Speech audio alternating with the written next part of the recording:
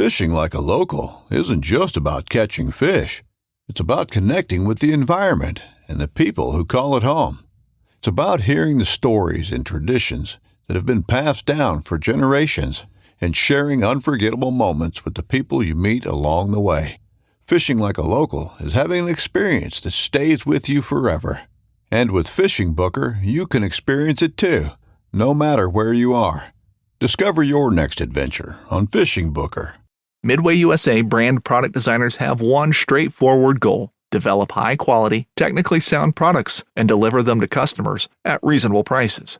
If you are immersed in the shooting sports industry and pay close attention to every single detail, you know our products are built right and stand up to everyday use. Who has shooting mats and range bag systems to hunting clothing and just about everything for the outdoors? Log on and shop 24/7 with super fast shipping. MidwayUSA.com. The pursuit for food has taken us into the wilderness, across rivers, and atop mountains. These journeys have connected us to the wild. This connection allows us to experience the wild places this world has to offer in search of both wild game and adventure. This is my adventure for food. Hello, my name is John McAdams. I'm glad to talk to you today and to share this adventure for food with you. Last year, I took my 7-year-old son on a backcountry mule deer hunt in New Mexico. Now, I used to live in El Paso. I live in East Texas now, but back when I lived in El Paso, I hunted this part of New Mexico several times, and I knew the area fairly well. But this was going to be my first time taking my 7-year-old son there, and this was also going to be his first serious hunt. I had taken him out on some white-tailed deer hunts close to where I live out here in East Texas, and he had done really well, but we're going to step things up a notch here and take him out, go camping out in the wilderness like this, and see about getting a mule deer or something like that on a more serious hunt. So we got out there, set up camp. Weather was very mild when we got out there. It was mid-70s, sunny, no problem at all. Got all set up, ready to go Friday. Saturday morning, deer season started. We go out there and get out to one of my favorite glassing spots. Sun comes up and look, and there's just cows everywhere.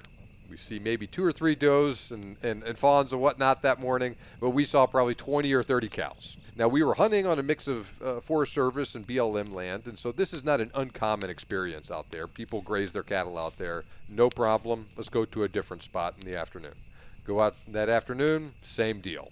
More and more cows, just a couple deer, and I thought, okay, no problem. This area is really big. We got thousands and thousands of acres to hunt on out here. Let's try something different tomorrow, and we'll go to a different place, and hopefully we won't find any cows out there. So next morning, wake up real early. It's just misting rain, just real nasty. It had already dropped to maybe 30 degrees Fahrenheit from the previous day, so it had gotten a lot colder. Like I said, misting rain like that, and I'm looking around as I'm getting ready in the morning, and I'm thinking to myself, gosh, man, I don't know if I'm going to be able to see anything if I go out there. I could only see maybe 100 yards from our camp that morning with that kind of mixture of fog and light precipitation like that, and so I thought, okay, no problem. It's just the second day out there. We still got several more days. I don't want to push my son too much. Let's just hang out in camp this morning, and we'll just wait for it to clear up. And so we hung out in the camp all morning, and then the morning turned into afternoon, and it just, if anything, it was getting worse and worse. It was raining just enough that you go out there for 15 minutes and you get pretty wet. So I was like, all right. And we still couldn't see anything either. So I said, well, buddy, let's go get in the truck and we'll just drive around. Maybe we can see something. If nothing else, we'll just kill some time. And we drove around, and same deal. We could see maybe 100 yards from the road, and that was about it. And I got out and I walked a little bit, and I just got wet and I couldn't see anything. And I thought, man, I'm just spinning my wheels out here, and I'm looking at my phone, looking at the weather forecast, trying to figure out what's going on. And we're far enough from any major town here that the weather forecast that I'm getting is not accurate. It says, yeah, it should be a nice, clear, sunny day, no rain in the forecast or anything. And I'm thinking to myself, this is clearly not accurate. That's not what's going on here. And it's getting colder and colder and colder as the day goes on. He's getting kind of cabin fever at this point, and so am I, and we're getting kind of bored and frustrated. I decided, let's just go into town. We'll kind of reset things. And so we drove 30 miles into town, got some McDonald's and stuff there, got some groceries, refilled the gas in the car, drove back up there, and it had continued to rain, and it had continued to get colder and colder. And it was just getting below freezing when we made it back out there that evening. And I thought, man, this is just getting better and better. And I was worried about there being ice on the road and all that sort of stuff. And so we get him back in the tent, and it's nice and warm in the tent. I got a little propane heater and stuff in there. I said, okay, hey, I think tomorrow's going to be a better day. It's going to be cold, but that's going to hopefully get these deer up and moving, and hopefully it's going to stop raining. And so I wake up, 4 o'clock the next morning, and it is cold. It went from about 75 degrees to 20 degrees over the course of just over 24 hours like that. But it was crystal clear morning. See, beautiful. Okay, this is going to be the day. We're going to go out there. We're going to do it. Since it had rained all day that previous day, everything was wet, and then it froze that night. And so, like, the whole north side of my car was just covered in ice that morning. I had to break ice off of my car to get into it. And so I get my son all bundled up, and I'm having to show him, okay, listen, this is how we dress when it's really cold outside. We're going to layer our clothes like this. We're going to put on a couple pair of pants. We're going to put on our nice wool socks and everything. And I want you, when we walk out to where we're going to hunt this morning, I want you to not wear your jacket. We're just going to carry your jacket, and then you're going to warm up doing that. When you get out there, sit down, we'll put the jacket back on, and you can put all your gloves and hat on. It's going to be good, right? So he's wearing a sweatshirt and all that stuff, and he's like, okay, no problem. And I keep asking him, hey, are you doing good? Are you warm? And he keeps saying, oh, yeah, Dad, I'm doing great. Everything's good. Okay, no problem. So we have breakfast. We get out to where we're going to hunt. He's being a good listener and all that stuff. He's doing exactly everything I tell him. And we get out to where we're going to go, and I ask him, okay, are you cold? He's like, yeah, I'm cold, but I'll just put on my jacket and we'll zip it up and all that, and I'll be okay. Okay, all right, get him all set up, get him fixed up in his little spot that morning. I get everything set up to start glassing. The sun comes up, and I don't see any cows. So we're off to a good start out here, and I'm looking around and trying to find the deer out there that morning. After a couple minutes, he says, Dad, my feet are starting to feel kind of weird. I said, what's wrong, man? I think maybe your feet are falling asleep or something. You're sitting on them kind of weird. And he says, no, Dad, I think I'm getting cold. I think I'm getting frostbite on my feet. And I said, listen, 10 minutes ago you said you were fine. You're not just going from that to frostbite. Just stand up and walk around for a little bit. It's okay. I think your foot's asleep. And he's getting more and more distraught now. He says, Dad, I think I'm getting frostbite. I want to go back to the truck. And he's almost on the verge of tears at this point. I said, okay, no problem. Listen, let's get our stuff. We'll back it up, go back to the truck. And we walk, it's not quite a mile. It's maybe 3/4 of a mile back to the truck. So it's not a very long walk. And we get about halfway back, and I ask him, hey, how's your feet doing? How's that frostbite doing? He says, my feet feel fine, Dad. I think my feet just fell asleep. And I said, okay, that's what I thought. But, I didn't see anything over here. We were kind of noisy and everything with all that. Let's just get in the car, and we'll go to a different spot, and we'll glass from there. So get into the car, and start driving down this old Forest Service road, and I look out to the side, and I see something moving out there, and I look, and it's 3 elk cows. I said, oh, that's really cool. I knew there was elk out here, but never seen them before. So we got to see these cow elk out there that morning. So we're already off to a better start than we had been. I hadn't seen any deer yet this morning, but there was no cows, and I saw these elk cows, and my son is doing better. And so we drive another couple hundred meters, and we get to a canyon that I'd always driven by but never looked into before. And I said, hey, let's get out of the car, and let's walk over here, and we'll just look around it and see if there's anything in there. I've always wondered if there's anything interesting in there. Okay, no problem, Dad. So I just take my binoculars, my tripod, my rifle, and I start walking over there.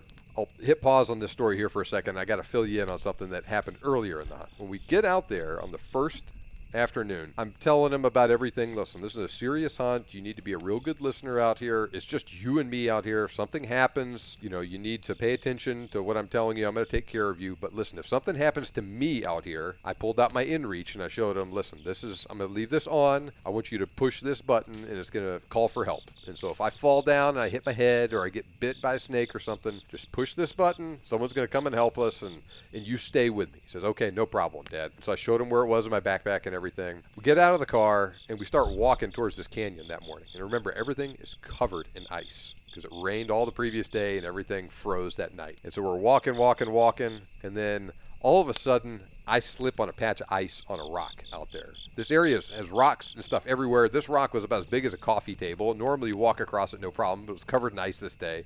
I slipped on this rock, and it was like one of the guys from Home Alone slipping on the ice when Kevin McAllister was making the traps for him. That's how I pictured myself flying up in the air. It was one of the most ridiculous falls I've ever had in my life. So I slipped, and wham, I fell straight back down on my back. I'm kind of rolling around and moaning there, and I hit the ground with this just god-awful thud.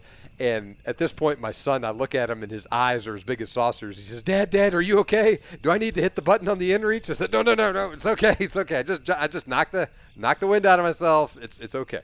I'm not really hurt. Just give me a second. Fortunately, I didn't hit my head or anything. But man, I knocked the heck out of myself, and I fell on my rifle too. I look, and the rifle looks like it's in pretty good shape. I got kind of a gash cut in the scope, but I'm thinking maybe it's just cosmetic. I don't know. I can focus it okay. I can adjust the magnification okay. Everything looks like it works okay. And all of a sudden, I just kind of lose interest in going to check out this canyon. I said, you know what? Let's just go back to the truck and let's just go back to camp, man. So we get back to camp, thinking, I probably need to shoot this rifle and check and make sure that it's still zeroed after falling on it like that. There's a big canyon right by our camp. We'll go check it out, make sure there's nothing in there, and I'll shoot a couple shots and make sure everything's good. So we go up to the edge of this canyon by where we were camped. And I start looking around down there, making sure there's no people or cows or anything. And I look, it's like, what the heck is that? And I look, it's a deer down in this canyon. And then I look, it's another deer. There's two little bucks down there, maybe 1,000 yards straight line distance from where we were camped. You could walk 100 yards from our camp and see them there. I was like, wow, this is really cool. And so I pulled my son over. We start looking through it with our glasses. First bucks we've seen out there.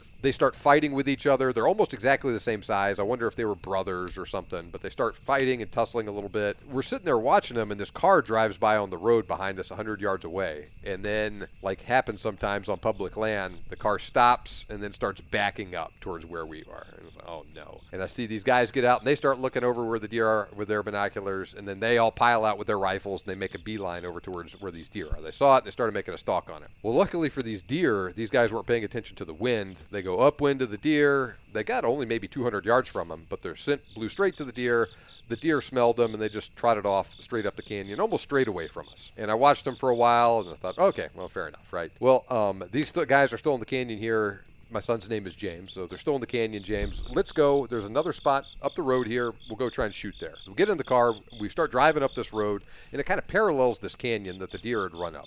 We go maybe a mile up this canyon, and I'm almost to the turnoff where I want to go and shoot. And I'm just, kind of casually looking out into this canyon where the deer went, and I saw something that caught my eye. So I got out, and I got my tripod set up, and I started looking, and I was like, what is that under that juniper tree there? I look, and then it moved. I was like, oh, it's a deer. And then I look even closer. Oh, it's a buck. And then after watching it for a minute, it stands up and stretches and gets in the shade or in the sun and starts eating. So what had happened was, I think these were the same deer that we saw earlier that these guys had spooked, and they had just gone up the canyon a mile where no one was messing with them. And they laid down there for a couple minutes, and then it was maybe 8:30 in the morning at this point. The sun was full up. These deer were on the south and the east side of this canyon, so they were getting lots of sun. So it was a warm spot out there for them. So they get up and stretch, and they tussle a little bit, and see them eating berries and whatnot off of this tree there. And they're just kind of casually having a nice, easy morning. And they're maybe 450 yards away from me at this point. Not super far, but farther away than I want to shoot. So I carefully walk back to the truck, and I grab my son, and I show him, hey, listen, these deer are here. No one else is here. Let's go make a stalk on them before these guys get a chance to blow it for us again. Because they weren't very big, but they were legal bucks there. And at this point, I was thinking, maybe it's best just to try and get a bird in the hand rather than anything else, especially with how cold it is and all that stuff. I get a couple things out for my son to help me carry, and we start sneaking up towards where these deer are. And there are a bunch of juniper trees spaced maybe every 5-10 yards, something like that. So I wouldn't say it's thick, but it's actually just a perfect setup where you can walk and use these trees for cover and keep the deer from seeing you, but it's not a pain in the rear to walk through it. It's not real hard going. And so we'll walk up straight up behind one tree, peek around the side of it, see the deer still there, sneak around the other side, and we slowly close the distance. Now, I'm looking around for good places to shoot, and the problem is just the way things are set up here. We're on kind of the lip of a canyon, and it's starting to angle down. There's no real good spot for me to stop and shoot from the prone here. And I'm thinking, man, I may need to shoot sitting or something. And so I have a tripod that I can shoot sitting off of, and I just got to find an open spot with enough cover, or an open enough spot where I can sit down and shoot and have a clear shot on these deer. If I get in a spot and set up, and there's some bushes that are just barely too tall in front of me that they're kind of getting into the bottom of my line of sight. So I'll get up and move. And so we're doing this over and over again. We finally get to about 320, 330 yards. So we've knocked off about 100 yards or so from where we were. Get set up perfectly. I got my son on his tripod, looking through his binoculars at these deer. I'm on my tripod getting ready to shoot. There's two deer. Like I said, they're about the same size. One of them is a little bit closer and presenting a better shot than the other one. The other one's kind of got his head stuck in the bush and stuff eating. The one that's closer to me turns broadside, and I said, okay, James, I'm going to shoot this one. Watch what happens here. rock solid shooting position, put the crosshairs on him, squeeze the trigger, boom, and the deer jumps and kind of looks around, like, what the heck was that? But he doesn't look like he was hit. And he takes a couple steps forward and then turns. So he was broadside to me when I shot. Now he takes a couple steps forward, turns, and he's almost directly facing on to me at this point. He's looking around trying to figure out what happened. His buddy is clueless. He's just having breakfast over there. I thought, well, I think I missed him. Let me shoot again. Chamber another round, fire, boom. He goes down like a sack of potatoes at this point. Boom, just down for the count. That is it. And I've had instances like this before where I've shot a deer or whatever and had it go down, and then I go up to, I immediately run over there. By the time I get there, the deer's gone because I didn't make a good shot on it. So in this case, I was being very careful. Chamber another round, I get back on him, and he's kicking and moving a little bit here, and I'm watching him, just staying on him in case I need to shoot him again. And I tell my son, okay, I got him. He's down. Let's wait, make sure he's down for good. And so I tell him to count to 100. Let me know when he's done. He counts to 100. Deer stop moving at this point. Everything's good. And I say, okay, I think we got him. Let's go back to the truck. We'll put this stuff away. We'll get our backpacks, and we'll walk over there. We'll get him. Okay, Dad, man, he's just so excited now. He's a completely different guy from this morning with his fake frostbite on his feet. So he gets his backpack, I get my backpack, we go over there, deer's where we thought he was, and perfect, it was great. Nice little deer, not a real big deer, 2.5-year-old buck, but this was a big-bodied deer. And I don't know if that's just how they get in this part of New Mexico or what, but I've put a couple whitetail on the scale out here in East Texas that, like, the biggest ones weighed 170, 180 pounds on the hoof. And this deer was every bit as big in the body as those were. And so it was a lot of work getting him out of there.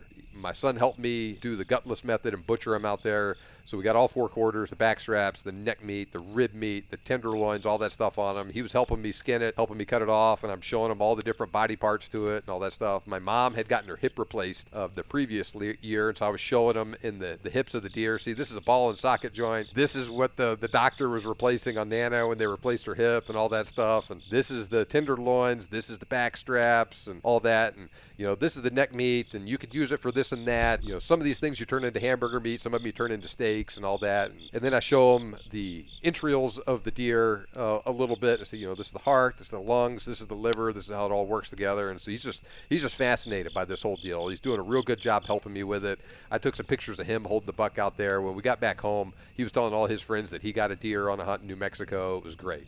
This deer, like I said, wasn't super big, but it was big enough that it was going to be a little bit of a challenge to get him out of there. Not like an elk or anything like that. And I was like, you know, how do we want to do this? I wonder if we can get this whole thing out in one go. So I put basically all the meat in my backpack, and my son was like, Dad, I really want to carry the head out. And I said, okay, you could do that if you want to. So I cut the head off, and I put it in his backpack, cinched it down on him. I got him a little trekking pole. I got my trekking pole, and it's maybe you know, less 500 yards, like actual on the ground walking out of there. So not super long, not a super challenging steep hike out or anything like that, but he's just working his little tail off getting this deer out of there. And I got all the meat on my back and everything. I got a heavy pack too, and he's like, Dad, I'm tired. I got to take a break. I said, no problem, man. We're like, our hunt's over. Like, this is great. We got all the time in the world.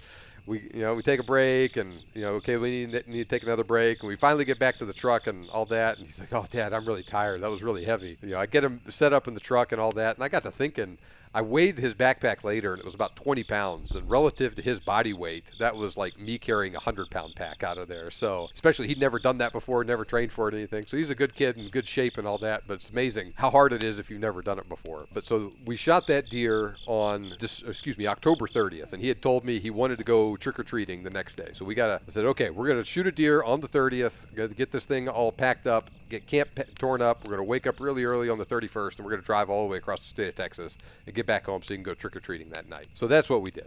So that was a heck of a hunt, an amazing adventure for the two of us. I'm so glad we got to share that whole experience together. I had done this hunt previously before, and it never was extremely difficult. You'd have a little bit of weather in there and whatnot, but nothing like I experienced on this trip before. Usually the temperatures are mild. Usually the area has good enough road access. You can drive around a lot in it if you get tired, but there's also a good amount of spots where you can walk, and the terrain's not too hard and all that. Thought it'd be good for him, but I had no idea it was going to be dealing with the ice and the super cold weather and all that stuff. But I was so proud of him for how well he did, because aside from that one incident, he did great with the cold. He did great with keeping his head about him and remembering what I told him about the in reach and all of that stuff. And then he did great when it came to actually finding the deer and getting him out of there and then helping me carry it and all that stuff. And so that was a really good memory that I'm so glad we got to have together. Great adventure for hunting, great adventure for food. And so once again, my name is John McAdams. Thank you so much for listening to this hunting adventure with me today. You can hear more stuff from me, to include some of my other hunting stories, on my show, the Big Game Hunting Podcast. It's available wherever you listen to podcasts, or you can go to biggamehuntingpodcast.com. Thanks for listening. Have a great day, and happy hunting. You'd think, with 4 of us spread out on a tiny island, that the task of tagging a whitetail would not be a big thing. But, as I've learned, no matter where I've been, whitetails can be damn tricky. Pursuing wild game in wild places. Tune in to Hunt Stand Presents Saturdays at 8:30 p.m. Eastern. Waypoint TV, the destination for outdoor entertainment. When you go out there and the fish are where you think they are, any one of these casts could be the bite. It's the most exciting fishing that I know, right here at Hawks Cave. Oh, that's awesome! Experience the best saltwater fishing the world has to offer. Don't miss Thursdays with Saltwater Experience, brought to you by Golden Boat Lifts, every Thursday night from 6 to 9 p.m. Eastern on Waypoint TV, the destination for outdoor entertainment.